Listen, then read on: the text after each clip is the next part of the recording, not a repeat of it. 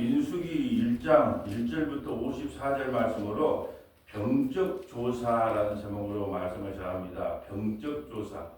인구조사 해도 되고 병적. 인구조사하는 이유가 뭐예요? 싸움에 나갈 만한 군인을 계수하기 위한 거기 때문에 병적조사. 그리고 주제 구절을 46절로 정해봤습니다. 46절과 별표를 주시면 되겠습니다. 계수된 자의 총계는 60만 3,550명이더라. 20세부터 60세까지를 씌어보니까 60만 3,550명이에요. 그래서 이걸 가지고 이제 이스라엘 백성들이 몇 명이나 출애굽했는가를 이제 추산해 보는 거죠. 자, 아마 5명, 옛날 고대 사회이기 때문에 한 5명은 기본으로 있었을 것이다. 그러면 이걸 계산해 보면 6, 5, 30, 그래서 한 300만 명 정도 되지 않을까. 20세부터 60세까지가 한 60만 명이니까 5가지만 정해도 6, 5, 30 하니까 한 300만. 300만이면 어느 정도 거리인 줄 아세요? 여기서 부산까지 줄을 서서 갑니다. 그러니까 구름기둥이 움직이면 움직이고, 구름기둥이 쓰면 서야 돼요. 그래서 그렇지 않으면 아무리 나팔을 중간중간 본다고 해도 그것이 제대로 전달이 되기 힘들잖아요. 그 정도 300만 명이 지금 출애굽하고 나오는데, 만약에 민수기는 무슨 뜻이냐 하면 인구를 조사한다라는 뜻이에요. 민수기, 인구를 조사한다. 그것이 민수기란 말이죠. 인구조사가 민수기예요. 그래서 자, 이 민수기는 광야 1세대와 광야 2세대가 공유해요. 자, 먼저 광야 1세대의 숫자가 이거 오늘 1장 46절이거든요. 60만 3,550명. 이것은 광야 1세대. 여기 출애굽에서 광야 1세대를 이야기하고 광야 시대 때에서 태어난 광야 2세대는 또 숫자가 달라요. 조금 적어요. 자, 이제 그러면 자 40년 후에 그 옆에다가 1세대의 숫자가 출애굽기 12장 40절부터 42절 하나 적어볼까요? 46절 옆에다가 46절 옆에다가 출애굽기 12장 40절부터 42절. 자, 요걸 봐도 광야 1세대의 숫자가 나오거든요. 자, 출애굽기 12장 40절부터 42절.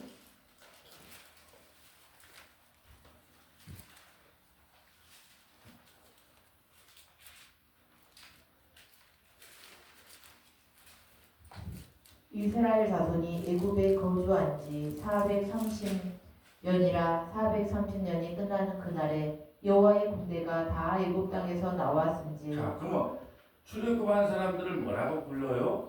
여호와의 군대로 부른 거예요. 여러분, 군대라고 하는 것은 적병이 있다는 뜻이 없다는 거예요.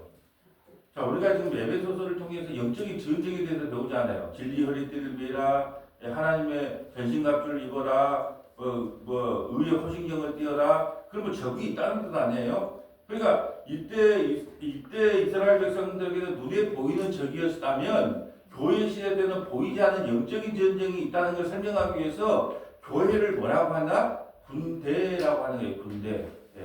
그래서 군대가 애굽에서 나왔은즉 이 밤은 그들을 애굽 땅에서 인도하여 내심으로 말미암아 여호와 앞에 지킬 것이니 이는 여호와의 밤이라 이스라엘 자손이 다 대대에 지킬 것이며. 자, 그러면 이제 우리가 40년이 지나 가지고 광야 2세대가 이제 인구 조사를 한단 말이죠. 광야 인구 조사를 한번 볼까요? 자, 민수기 26장 51절, 46절 옆에다가 민수기 26장 51절 한번 적어볼까요? 민수기 26장 51절 한번 좀 내려가 봅니다. 이제 광야 2세대 40년이 지나가지고 이제 광야 2세대를 다시 인구조사를 하는데, 자, 몇 명이냐, 인구가 몇 명이냐, 26장 51절 광야 2세대. 광야에서 태어난 사람들을 말하는 거예요. 출애굽 40년 동안. 자, 얼마 숫자가 몇 명인가 볼까요? 이스라엘 자손의 계수된 자가 60만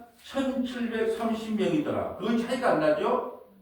저는 이 말씀을 들으면서 어제 저녁에 무슨 생각을 했냐면, 야, 텐트 안에 3, 4대가 함께 살 텐데, 그 3, 4대 안에서도 자녀를 출산해가지고 인구가 거의 차이가 안 났다는, 그러면 히브리 사람이 얼마나 아기를 잘 낳는 거예요, 여자가. 그러니까 이 그 모세를 물에 빠져서 죽이려고 할 때에 그러잖아요. 예, 히브리 3파가 그러잖아요. 이 히브리 여자들은 너무나 얘기를 잘나요. 그냥 눈 깜짝할 새에 다 버립니다. 예, 이렇게 말한 것처럼 진짜 얘기를 잘 놓은가 봐요. 예. 예전에는 우리 가난했을 때는 진짜 방 한 칸에 있으면 뭐 시어머니 시아버지 살고 본인 살고 아들 딸 한 방에 있어도 만들 것은 다 만들어내는 거예요. 참 하나님 참 희귀한 진짜 능력이 하나님이시다. 광야 40년 먹을 것도 별로 없고 힘든 세월인데도 불구하고 인구가 줄었다 안 줄었다? 거의 안 줄었다는 게 거의 안 줄었다. 그러니까 이건 민수기 26장 51절은 몇 세대다? 광야 2세대. 아까 1장은 광야 1세대. 예, 1세대. 예, 광야 1세대와 2세대의 숫자를 씌워놓은 것을 민수기다. 숫자 센다는 건 민수기예요. 자, 그러면 이제 민수기의 전체적인 36장까지 되어 있는데 전체적인 내용을 한번 살펴보면 1장부터 10장까지는 행진할 준비를 하는 거예요. 1장부터 10장까지는 행진할 준비. 예. 1장부터 10장까지는 광야를 행진할 준비를 하고 있는 거고 11장부터 20장까지는 광야에서 원망하는 이스라엘 백성들. 예, 뭐 원망 안 하겠어요? 그렇지 않아도 원망이 심한데 11장부터 20장까지는 광야에서 원망하는 이스라엘 백성들에 대한 내용이고 마지막 21장부터 36장까지는 요단 동편의 여정들. 근데 요단 동편에 넘어가서 이제 어떤 여정을 갖고 있느냐? 21장부터 36장까지는 요단 동편의 여정들에 대해서 살펴보는 거예요. 오늘은 무슨 지파 몇 명, 무슨 지파 몇 명, 무슨 지파 몇 명, 이제 그 숫자를 세는 내용이에요. 20세부터 60세까지. 뭐 하려고 숫자 센다고요? 분쟁하려고. 이게 민수기가 뭐냐 그러면 숫자 세는 거 몇 살부터 몇 살? 20세부터 60세까지 숫자를 세는 거예요. 뭐 하려고? 전쟁에 나갈 준비를 하려고 숫자를 세는 게 무슨 기? 민수기라는 뜻이에요. 오늘 1장 1절 한번 볼까요? 자, 1장 1절.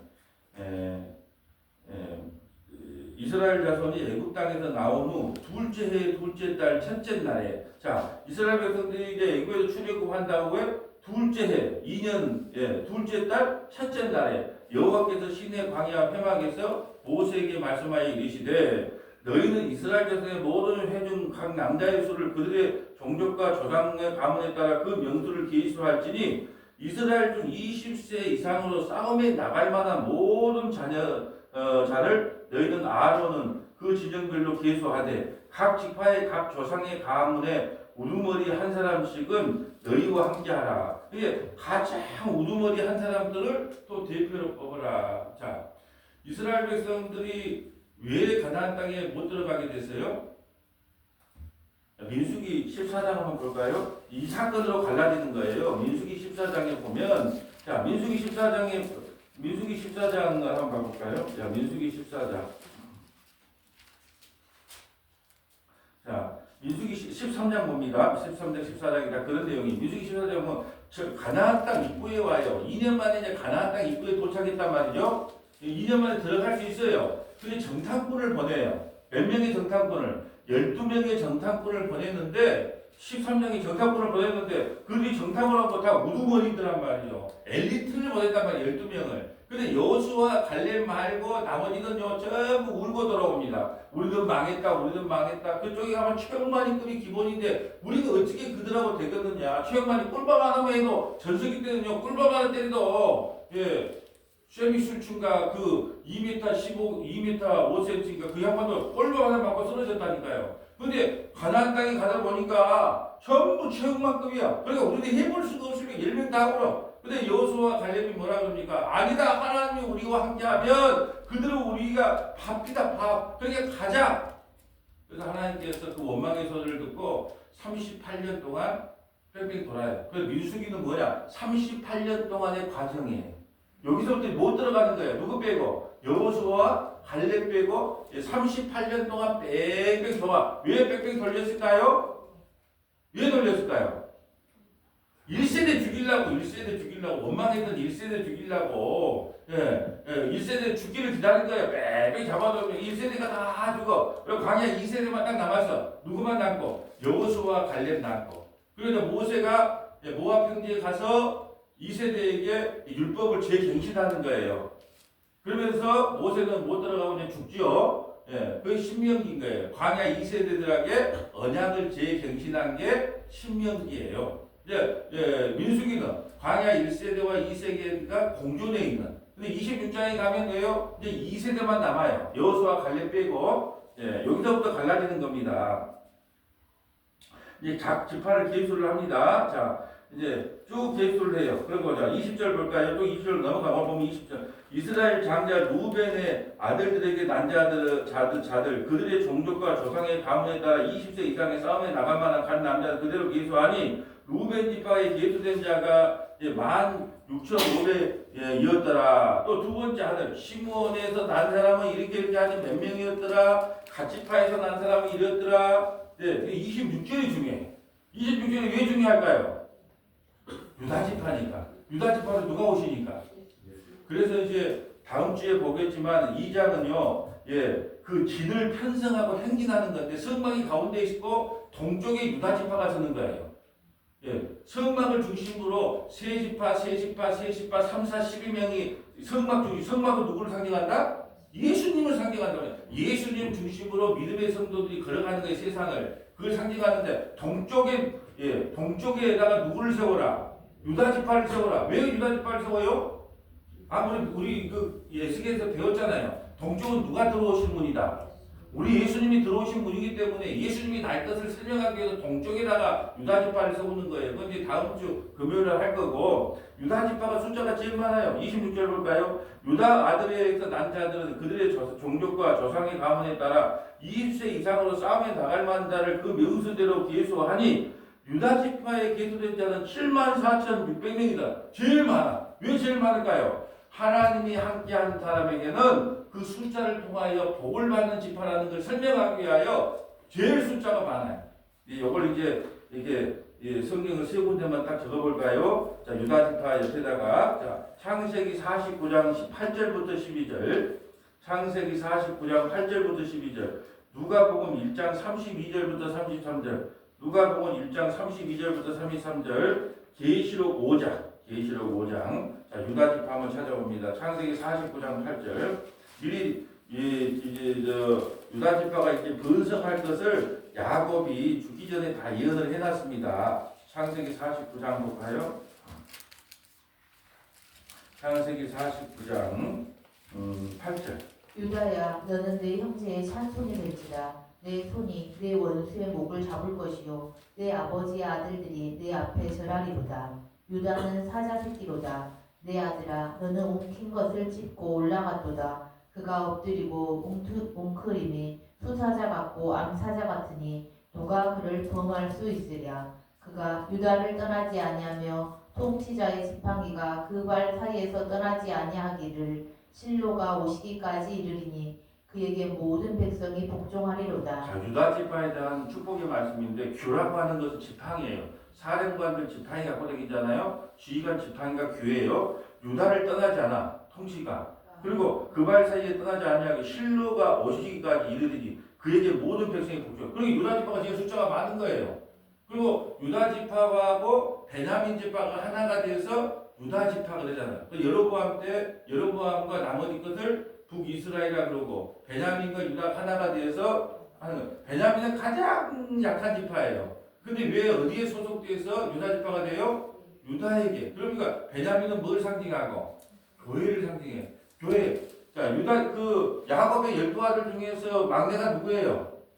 베냐민이다, 베냐민. 베냐민 숫자도 적고 힘도 약해, 막둥이. 근데 그 막둥이가 누구에게 딱 그냥 편입이 돼요?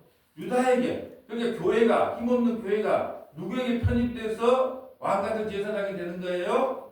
예수님께 다 그런 이야기를 하고 있는 거예요. 그런 이야기를 하고 있고. 자, 누가복음 1장 32절 볼까요? 우리 아침에 봤는데 또 봐야 되나? 근데 또 아침에 봐도 또 이게 아침에 에스겔 하면서 맨날 예수님이 결국 오면 이룬다, 예수님이 오시면 이룬다. 이게 누가복음 1장 30절도 몇 번 한대.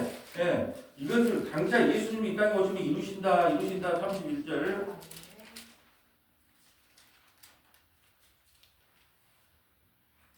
보라, 내가 잉태하여 아들을 낳으리니 그 이름을 예수라 하라. 그가 큰 자가 되고 지극히 높으신 이의 아들이라 일컬어질 것이요 주 하나님께서 그 조상 다윗의 왕위를 그에게 주시리니 영원히 야곱의 집을 왕으로 다스리실 것이며 그 나라가 무궁하리라. 아멘. 유다 지파가 아까 귀가 된다 그랬잖아요. 그럼 그가 유다 지파 후손으로 누가 오신다? 예수님 오신 거예요. 근데 유다가 누구하고 행음을 해서 예수님의 족보에 들어가요? 다 말아먹는 거, 이 다말하고 유다하고 시아버지하고 그런 게 막장 드라마 그런 막장 드라마가 막 없어요. 근데 그 후손 그 조상 예수님의 조상들이 그런다니까요.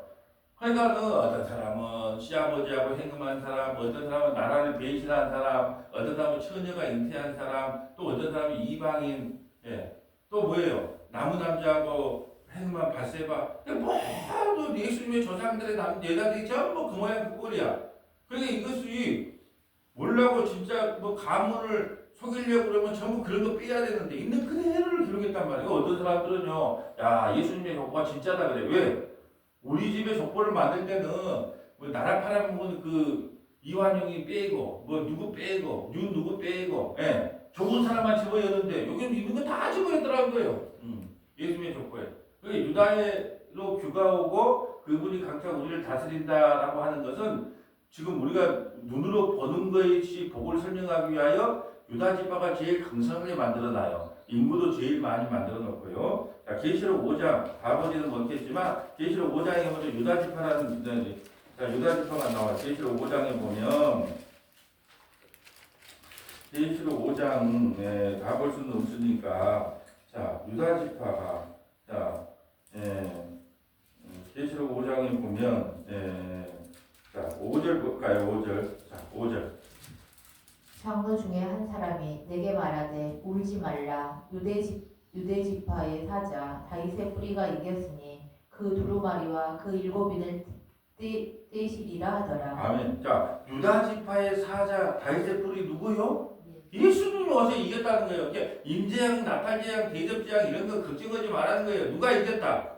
예수님이 다 이겼다. 이 유다의 후손으로 오실 예수님이 이미 세상을 이겼노라. 이걸 상징하기 위하여 유다 지파를 제일 강성하게 숫자를 많이 기록해 놓은 거예요. 오늘 본문으로 와볼까요? 그래서 유다가 27절 보면 유다 지파의 기수된 자가 74,600명이요. 참 많아요. 그리고 쭉 이제 계술래 갑니다. 44절 볼까요? 44절.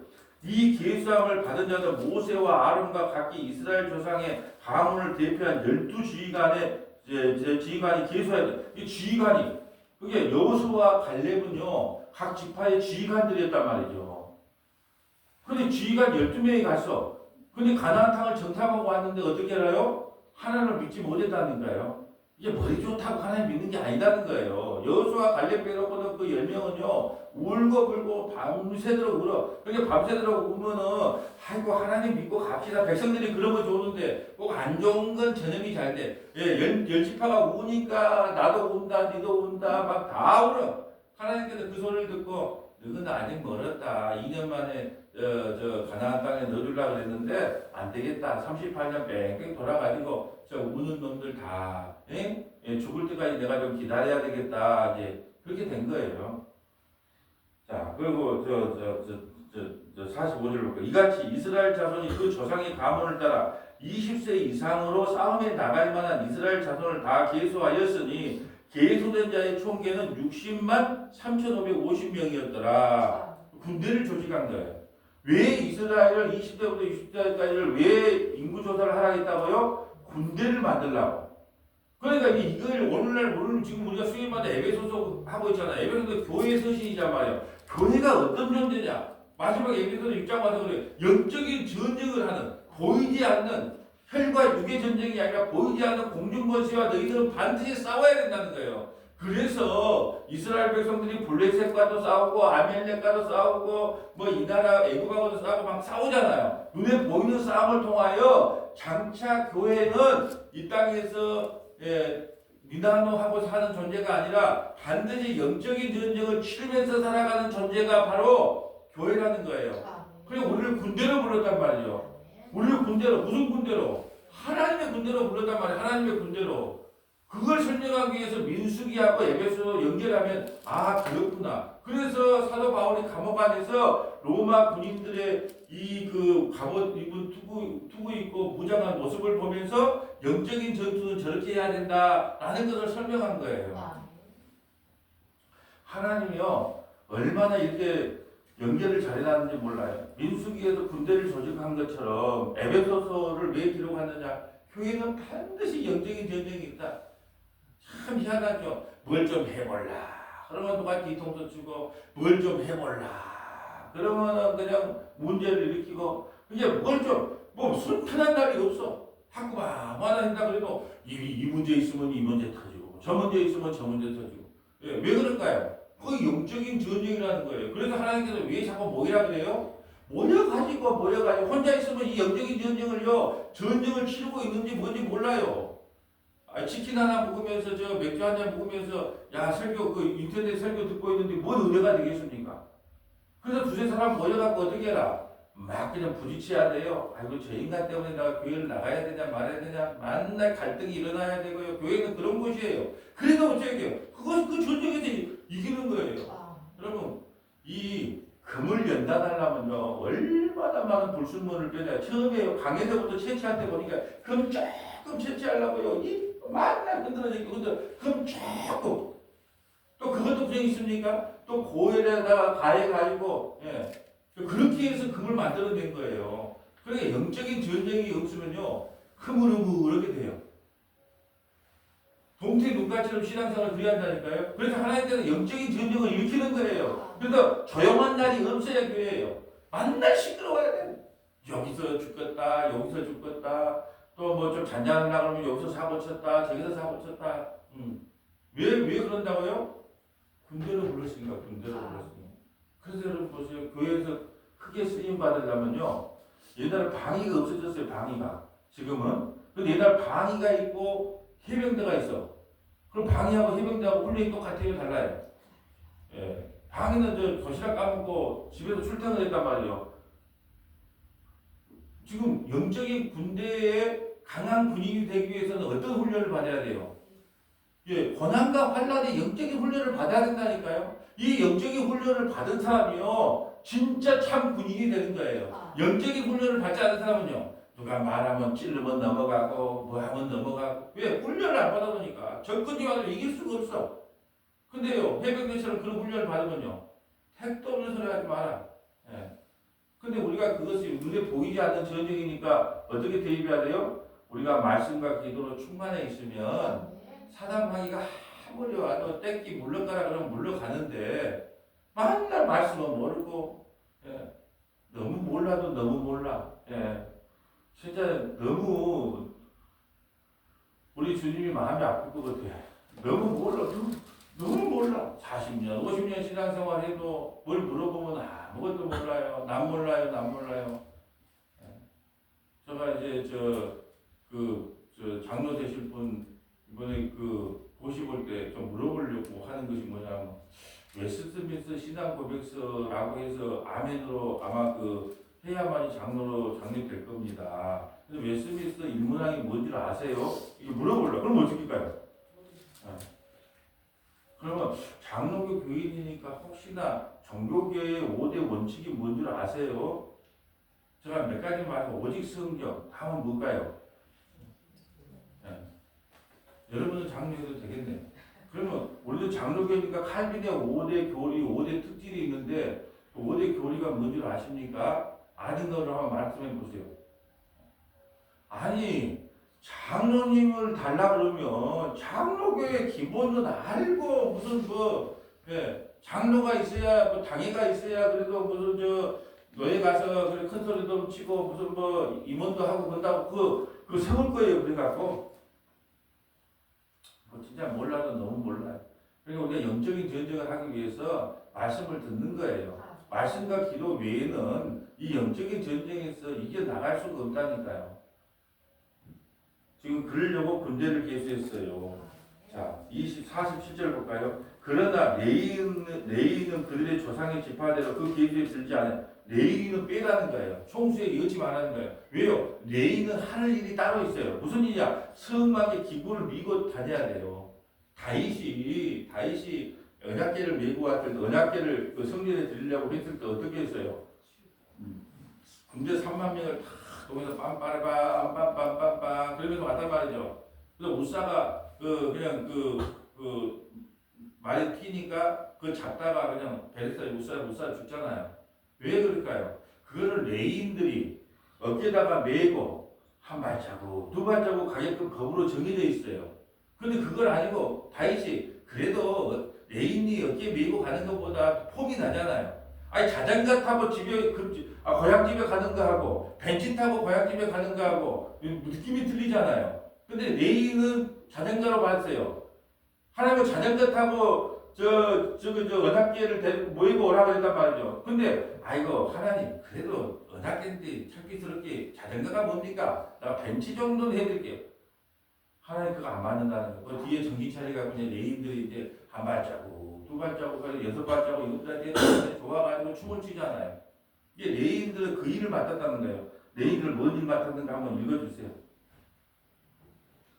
그러나 레위는 그들의 조상의 지파대로 그 계수에 들지 아니하였으니 이는 여호와께서 모세에게 말씀하여 이르시되 너는 레위 지파만은 계수하지 말며 그들을 이스라엘 자손 계수 중에 넣지 말고 그들에게 증거의 성막과 그 모든 기구와 그 모든 부속품을 관리하게 하라. 그들은 그 성막과 그 모든 기구를 운반하며 거기서 봉사하며 성막 주위에 진을 칠지며 성막을 운반할 때에는 레인이 그것을 걷고 성막을 세울 때에는 레인이 그것을 세울 것이요 외인이 가까이 오면 죽일지며 이스라엘 자손은 막사를 치되 그 진영별로 각각 그 진영과 군기 곁에 칠 것이나 레인은 증거의 성막 사방에 진을 쳐서 이스라엘 자손의 회중에게 진노가 임하지 않게 할 것이라. 레인은 증거의 성막에 대한 책임을 지킬 것이니라 하셨음이라. 이스라엘 자손이 그대로 행하되 여호와께서 모세에게 명령하신 대로 행하였더라. 아멘.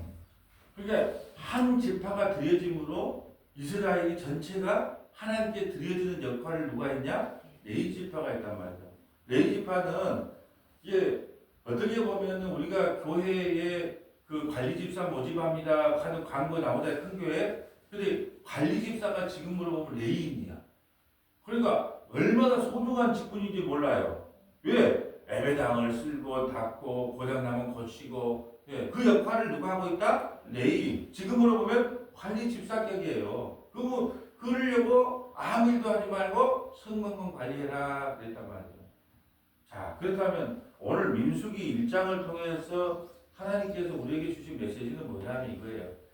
자, 광야 1세대하고 2세대하고 아무리 힘들어도 나는 인구를 그냥 그게 60만 정도에 다 맞춰놨다. 근데 광야 2세대가 1세대가 죽는 것을 다 봤으면서도 아버지가 죽고 할아버지가 죽는 걸 봤으면서도 사람이 변하느냐?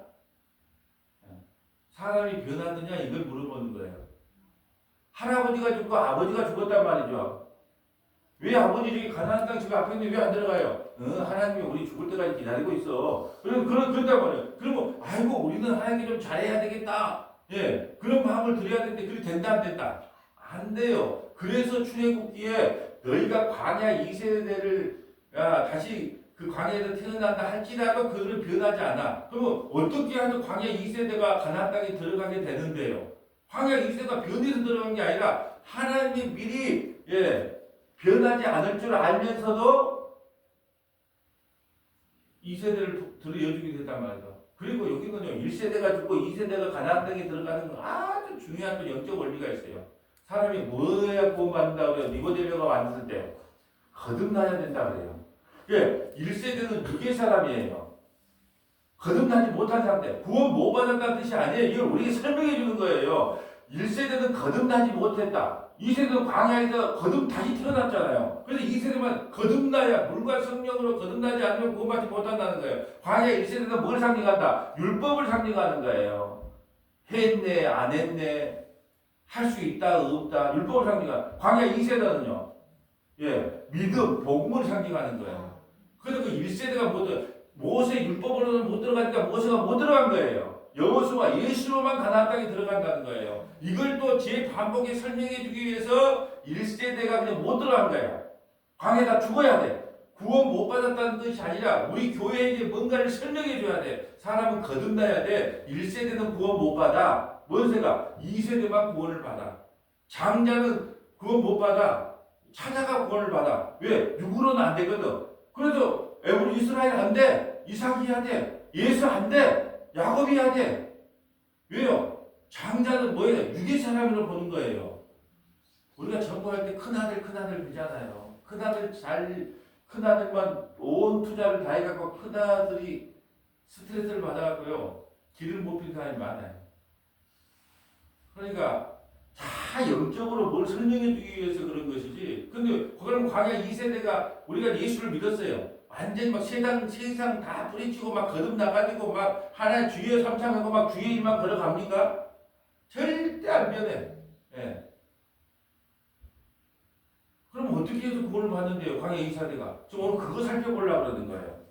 자, 맨 마지막 절에다가 출애굽기 14장 10절부터 12절, 출애굽기 14장 광야 2세대가 어떻게 들어가는가 좀 보려 해요. 출애굽기 14장 10절부터 12절, 출애굽기 16장 34절부터 35절, 출애굽기 16장 34절부터 35절, 출애굽기 17장 1절부터 7절, 출애굽기 17장 1절부터 7절. 그럼 광야 2세대가 어떻게 들어갔는데요? 이게 출애굽기에서 다 말씀을 해놨어요. 출애굽기 14장 10절 가볼까요? 출애굽기 14장 10절.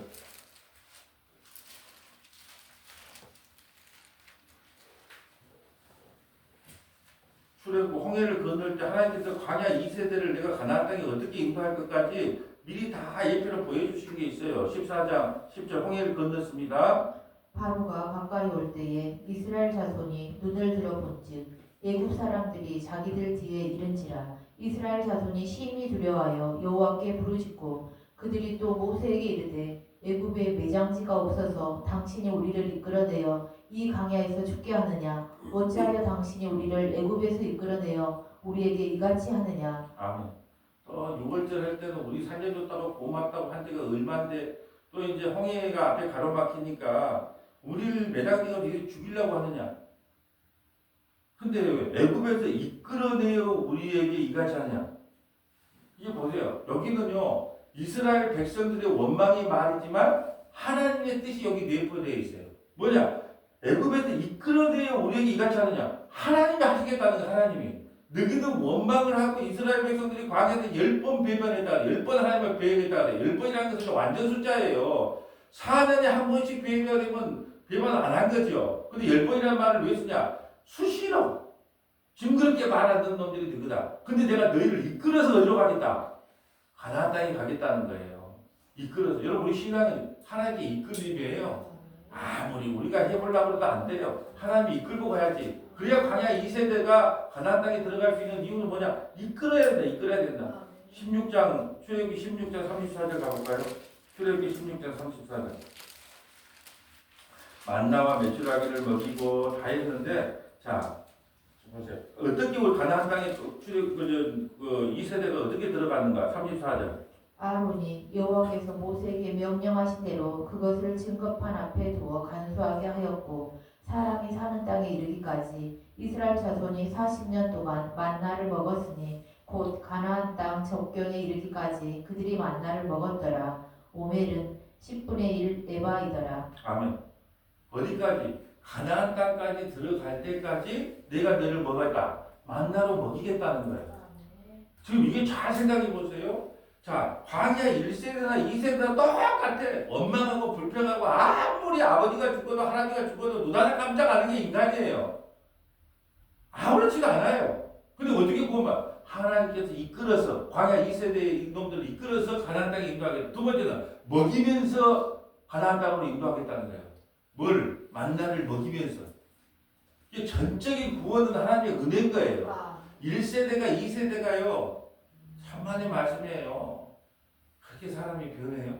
모든 철학자들이 하는 말이요.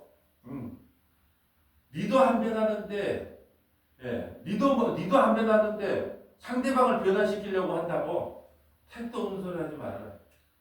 니도 못 변하면서 어떻게 상대방을 변하게 하느냐? 광야 1세대, 나는 광야 2세대를 보면서 저기 할아버지 죽고 아버지 죽고 그걸 봤으면 좀 철 좀 들고 좀 해봐는 천만의 말씀이요. 더해.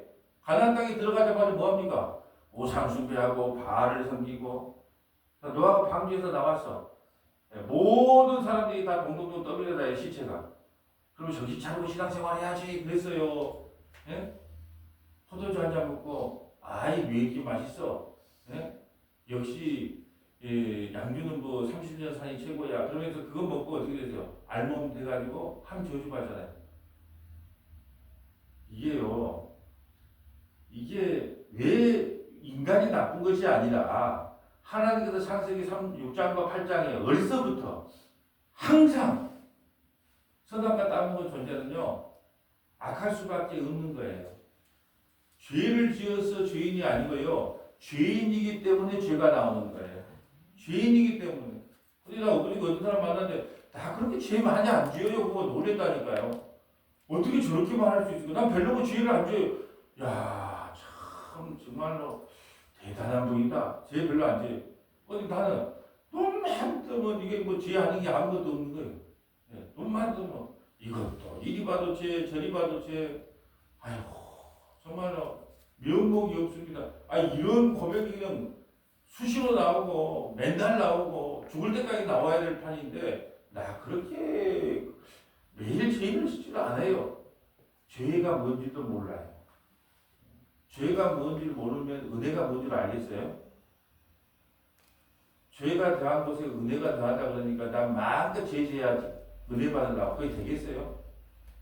죄가 뭔지를 알아야 맨날 죄인 이리 봐도 죄 저리 봐도 죄가 고백이 돼야 은혜가 얼마나 귀중한 걸 알아요. 은혜를 알기 위해서는요 내가 얼마나 큰 죄인인가가 늘 폭로되고 그냥 고백돼야 된다는 거예요. 가나안 땅 들어가기까지 내가 먹여서 그들 만나주면서까지 내가 인도하겠다는 거예요. 또 볼까요? 출애굽 17장 1절. 또 목이 마르면 어쩐다. 참 우리 하나님 친절한 하나님이에요. 목이 마르면 어쩐다. 17장 1절 볼까요? 이스라엘 자손의 온 회중이 여호와의 명령대로 흰 강야에서 떠나 그 노정대로 행하여 르비딤의 장막을 쳤으나 백성이 마실 물이 없는지라. 백성이 모세와 다투어 이르되 우리에게 물을 주어 마시게 하라. 모세가 그들에게 이르되 너희가 어찌하여 나와 다투느냐? 너희가 어찌하여 여호와를 시험하느냐? 아멘. 1절에 보면요 광야를 떠나 그 노정대로 이 얼마나 은혜된 말인지 몰라요. 여러분 우리 지금 광야 생활하고 있어요. 여정대로 하고 있습니다. 우리 인생이 일어난 일요 지금 잘 가고 있는 거예요. 여정대로 가고 있어요. 그러니까 원망할 필요가 없어요. 광야를 출발했는데 여정대로 가. 어느 때가 되면 헤어질 사람은 헤어지고 다시 만날 사람은 만나기도 하고 또 부서지기도 하고 붙이기도 하고 여정대로 지금 잘 가고 있어. 염려할 필요가 없어요. 여정대로 지금 잘 가고 있는 거예요. 왜? 광야에서 여정대로 가더라. 그럼 우리는요 아멘 주님 여정대로 이끌어 주시니 감사합니다. 무슨 물만이 있겠습니까? 그러면 되는 거예요. 내일은 에스겔 47장에 성경 어느 쪽에서 물이 나와요? 동쪽, 대충 이제 알잖아요. 동쪽에서 물이 나와서 동쪽에 누가 계시니까 예수님이 물이 흘러나온다 성전에서. 그러면 죽었던 것들이 다 살아나. 그러니까 이제 내일은 두 번에 나와서 물에 대해서 창세기부터 요한계시록까지 도대체 물이 뭔가 궁금하잖아요. 그 물 말씀이 들어가면 다 산다는데 그 물이 뭔가를 또 한 번에 살피려고 그러니까 8시까지 설교를 해야 되겠더라고. 6시부터 8시까지. 그래서 안 되겠다. 두 번으로 나눠야 되겠다고 47장 1절부터 12절까지 두 번으로 나눠서 창세기부터 요한계시록까지 물이 흐르면 물. 그럼 에덴 동산에 물이 흘러요.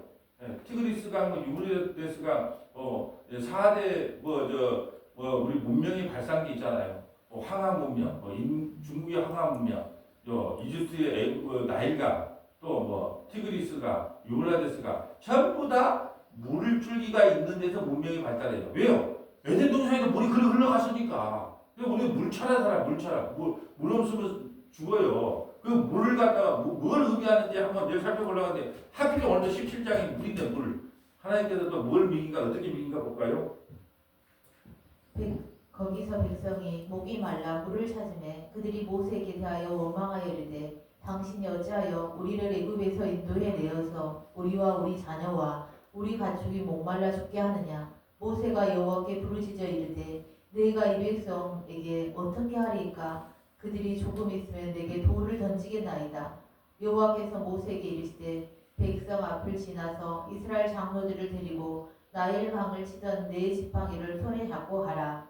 내가 호렙산에 있는 그 반석이 거기서 내 앞에 서리니 너는 그 반석을 치라. 그것에서 물이 나오리니 백성이 마시리라. 모세가 이스라엘 장로들의 목전에서 그대로 행하니라. 아멘. 자, 그러니까 반석을 치라는 거예요. 그럼 반석이 누구예요? 예수님이라 그래. 예수님. 예. 고린도전서 10장 4절 그 반석에 대해서 정확하게 나오는데 고린도전서 10장 제가 찾아볼게요. 고린도전서 10장 4절인가에 이 반석이 곧 누구다라는 내용이 고린도전서 10장 4절이네요. 10장 4절. 다 같은 신령한 음료를 마셨으니 이는 그들을 따르는 신령한 반석으로부터 마셨으며 그 반석은 곧 그리스도다. 통전적으로 연결이 돼. 아, 반석이 누구냐? 예수 그리스도구나. 예수 그리스도 십자가에서 살이 찢기고 피를 물어 우리가 뭐예요? 떡과 포도주를 먹고 마심으로 구원을 받는다는 거예요. 반석이 깨짐으로 물이 나와요. 광야에서 물이 나와요. 그 물은 뭐예요? 생명이에요, 생명. 자, 그럼 광야 오늘 이 세 가지만 간단하게 봐도 자, 광야 1세대는 다 죽습니다. 그리고 광야 2세대만 들어갑니다. 이들이 개가천선에도 들어가요. 아니면 하나님이 이끌어요. 어떤 방법으로? 첫째는 하나님이 이끌어서 광야 2세대를 가나안 땅으로 인도한다. 두 번째는 만나를 먹여서 가나안 땅으로 인도한다. 그러니까 만나가 뭐라 그랬어요? 떡을 상징하자서 요한복음 6장에 보면 하늘에서 만나가 내려서 그건 하나님이 주신 것이 아니고 모세가 준 것이 아니고 하늘에서 준 것이다. 그 만나가 뭐다? 떡이 뭐다? 만나가 뭐다? 떡, 말씀이라는 말씀. 또 그게 뭐예요? 하나님이 또 반석에서 물이 나왔다. 그럼 물이 뭐예요? 예수 그리스도가 깨짐으로 십자가의 깨짐으로 말미암아 물이 나왔어요. 물은 말씀이에요. 그러니까 뭐예요? 예수님께서 우리를 뭘로 인도한다? 말씀으로 인도하는 거예요. 말씀으로. 다른 말로 언약 따라서 이스라엘 백성들을 가나안 땅에 인도시키는 거예요. 우리가 했다. 하나님이 하셨다. 광야 2세대가 밖에 갖고 구원받았다. 그냥 애할 모르겠다. 너가 바뀌는 것보다 내가 죽는 게 낫겠다. 그런데 십자가에서 왕이 직접 죽어서 우리를 구원하셨다. 직접 죽어서 구원하셨다니까요. 이걸 십자가라 그런 거예요. 십자가라 그런 거예요. 그럼 우리가 변해서 구원을 받는다고요? 택도 없어요. 변한 것처럼 해요. 속마음은 누가 알겠습니까? 속마음은 다 가면 잘 쓰면 인격 좋은 거죠. 근데 자기에게 손에 끼쳐 보세요. 인간은 똑같아요. 나한테 잘해주면 좋은 사람, 나한테 못해주면 나쁜 사람은 볼 것도 없어요. 아무리 가까운 사람도 싫은 소리 몇 마디 하면 인상 쓰고요. 아무리 사이 안 좋은 사람도 칭찬해주면요 얼굴이 흐르게 피는 것이 인간의 모습이에요. 오늘 민수기에 대해서 딱 한 가지, 두 가지를 알았다면 민수기에서 우리가 중요한 것은 숫자를 지었는데 왜 숫자를 지었다? 군대를 조직하기 위해서. 그래서 우리 교회는 영적으로 군대로 우리를 부르셨구나. 그 영적인 싸움이 계속 되겠구나. 그러면 어떻게 해라? 늘 깨어 있어야 되겠구나. 이거 하나. 두 번째는 뭐예요? 광야 2세대가 가나안 땅에 들어가게 된 것은 자기의 인적인 노력과 힘쓰과 예술과 변화가 아니었다는 거예요. 주께서 이끌으시고 또 뭘로요? 말씀으로. 주께서 말씀으로 그 가나안 땅 백성들을 가나안 땅까지 인도하셨다는 거예요. 그래서 여호수아가 히브리어로 예수라는 뜻이에요. 예수님을 뭐라 그래요? 우리가 말씀이 육신이 되어 이 땅에 오셨다고 그랬잖아요. 그 여호수아가 가나안 땅에 인도한 것처럼 말씀이 강야 2세대를 가나안 땅으로 인도한 거예요. 이게 같은 내용을 성경을 보면요, 같은 내용을요. 우리가 하면 제가 그럴게요. 제가 머리가 안 돌아가니까 같은 내용을 계속 반복했어요. 그래서 우리 PD님이 뭐라 하냐면, 다음 주 월요일을 할 때는요, 1번학부터 11번학까지요, 그거 한번 문제답 한번 읽어주게요. 그 11번까지 했던 거 한번 좀 프린트 해오세요. 공부를 좀 잘했던 분이야. 왜? 반복을 해야 되는 걸 알기 때문에.